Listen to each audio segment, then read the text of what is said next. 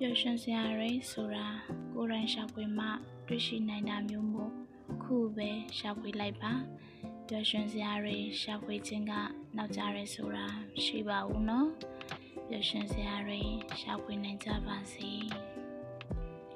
ပညာရွှေအိုးလူမခူးတဲ့ပညာရွက်တွေစီးပူးလေ့လာခြင်းဟာလည်းရေရှည်မှာကိုယ်အတွက်ပဲမို့ခုကစားပြီးလေ့လာကြရအောင်ပညာမျိုးစုံတက်ထားခြင်းဟာကိုယ်ဆင်းရဲခြင်းမှကင်းဝေးနိုင်ပါတယ်လုပ်တွေလည်းကြိုးစားဖို့လိုပါတယ်နော်စာဝင်နေရေးစင်ပြေဖို့ရဲ့ကလေးတွေရဲ့အနာဂတ်လှပဖို့ရဲ့ဦးစားမင်းစာထားရှိဖို့ရဲ့ကြောင့်ဝင်ငွေတွေပို့ရှာကြရအောင်နော်